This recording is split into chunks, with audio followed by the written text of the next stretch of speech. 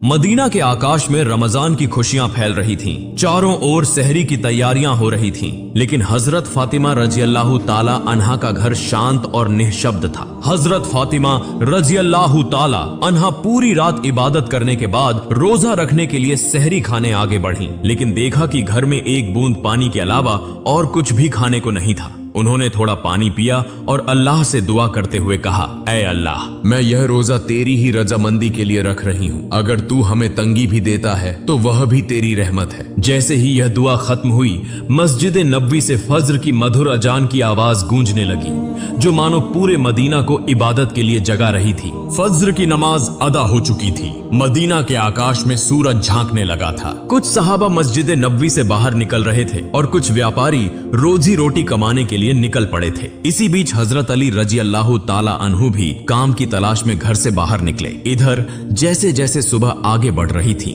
वैसे वैसे भूख की तड़प भी बढ़ती जा रही थी। हजरत फातिमा रजी अल्लाह ताला अन्हा ने भी तो पानी के अलावा कुछ नहीं खाया था, फिर भी वे घर के कोने में बैठकर अल्लाह की इबादत कर रही थीं। इसी समय छोटे हसन और हुसैन रजी अल्लाह ताला अन्हु धीरे धीरे अपनी माँ फातिमा के पास आए और मासूम आवाज में बोले, अम्मा जान, हमें बहुत भूख लगी है, हमें कुछ खाने को दो, अब तो भूख सहन नहीं हो रही। यह सुनकर हजरत फातिमा रजी अल्लाह ताला अन्हा की आंखों के कोनों में आंसू आ गए।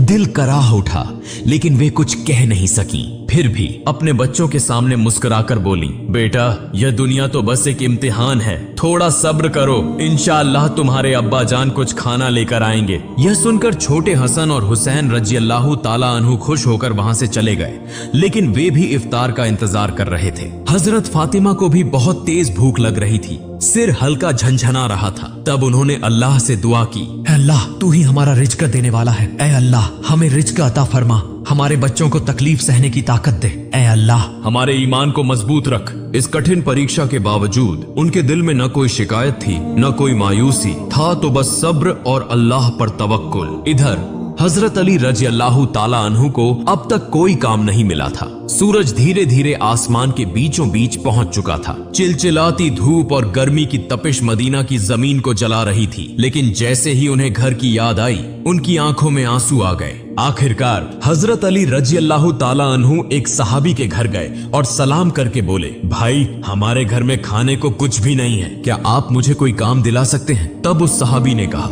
या अली, अल्लाह की कसम, अगर मेरे पास कुछ होता तो मैं जरूर तुम्हारे लिए रखता, लेकिन मेरे घर में भी कई दिनों से चूल्हा नहीं जला, मैं भी भूखा हूँ। यह सुनकर हजरत अली रजी अल्लाह ताला अन्हु अवाक रह गए। फिर उन्होंने सहाबी को तसल्ली देते हुए कहा, निश्चित रूप से अल्लाह कोई न कोई रास्ता बनाएगा। इसके बाद वे फिर से काम की तलाश में निकल पड़े। कुछ दूर जाने के बाद उनके दिल में ख्याल आया कि शहर के किनारे एक अमीर व्यापारी रहता है, अगर मैं उसके पास जाऊं तो शायद कोई काम मिल जाए। यह सोचकर वे उस अमीर व्यापारी के घर की ओर बढ़ने लगे। उधर हजरत फातिमा रजी अल्लाह ताला अन्हा दरवाजे पर खड़ी हजरत अली रजी अल्लाह ताला अन्हु के घर लौटने का इंतजार कर रही थी। उनकी आंखें करुणा से भरी हुई थी। ठीक उसी समय छोटे हसन और हुसैन रजी अल्लाह ताला अन्हु भूख की तड़प सहन न कर सके और धीरे धीरे अपनी माँ के पास आकर मासूम आवाज में फुसफुसाए, अम्मा जान, अब्बा जान कब घर आएंगे? यह सुनकर हजरत फातिमा रजी अल्लाह ताला अन्हा का दिल दर्द से भर उठा।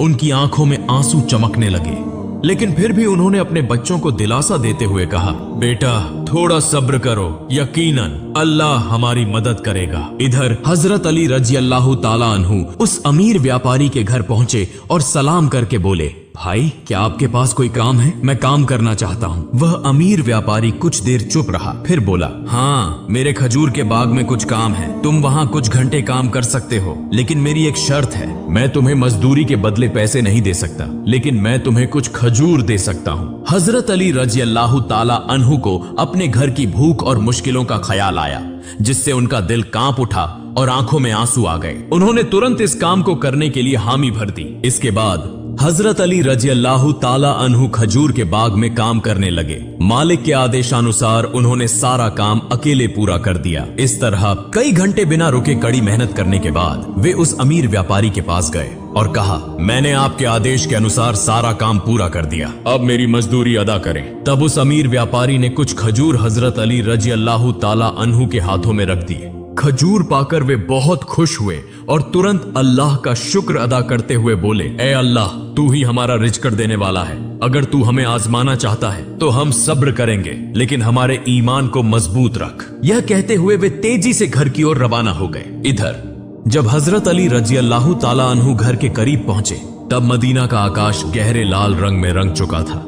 सूरज पश्चिम की ओर झुक रहा था और चारों ओर इफ्तार की तैयारियां चल रही थीं। उसी समय थके हुए शरीर के साथ हजरत अली रजी अल्लाह ताला अन्हु घर में दाखिल हुए और उसी वक्त मस्जिद नबवी की मधुर अजान की आवाज दूर से गूंजने लगी। घर में इफ्तार के लिए केवल कुछ खजूर और पानी था, लेकिन फिर भी वह घर अल्लाह की रहमत से भर गया। सब एक साथ इफ्तार के लिए बैठे। हजरत हसन और हुसैन रजी अल्लाह ताला अन्हु को 2-2 खजूर दिए गए। हजरत अली रजी अल्लाह ताला अन्हु ने 2 खजूर लिए और हजरत फातिमा रजी अल्लाह ताला अन्हा ने भी 2 खजूर लिए।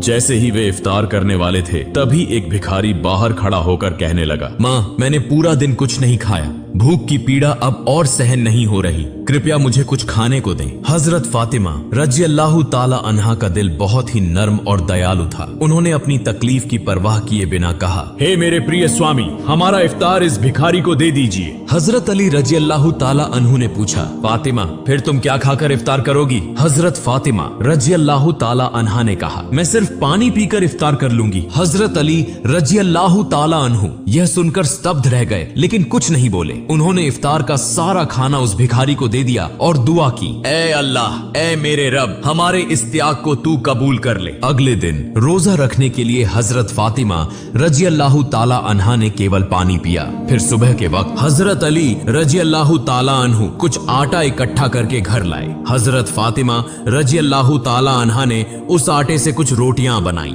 दिन बीत गया और इफ्तार का समय आ पहुंचा। हर तरफ इफ्तार की तैयारियां और खुशी का माहौल था, लेकिन हजरत फातिमा रजी अल्लाह ताला अन्हा का घर शांति और सादगी से भरा था। उन्होंने भी रोजा रखा था, लेकिन घर में सिर्फ कुछ रोटियां और पानी के अलावा कुछ भी नहीं था। फिर भी उस घर में धैर्य और संतोष का अनोखा नजारा देखने को मिला। छोटे हसन और हुसैन रजी अल्लाह ताला अन्हु और हजरत अली रजी अल्लाह ताला अन्हु घर वापस आए। सबने एक साथ इफ्तार करने के लिए बैठने की तैयारी की। हर किसी को सिर्फ 2-2 रोटियां दी गईं। जैसे ही वे खाने वाले थे, तभी बाहर से एक करुणामय आवाज आई, या अहलुल बैत, मैं 3 दिनों से भूखा हूँ। मैंने सुना है कि तुम अल्लाह की राह में दानशील हो। अगर तुम्हारे पास कुछ खाने को हो तो मुझे भी दो, मैं भूख की पीड़ा सहन नहीं कर पा रहा। हजरत फातिमा रजी अल्लाह ताला अन्हा बहुत ही उदार थी। उन्होंने हजरत अली रजी अल्लाह ताला अन्हु से कहा, हे मेरे प्रिय स्वामी, इन रोटियों को इस भूखे इंसान को दे।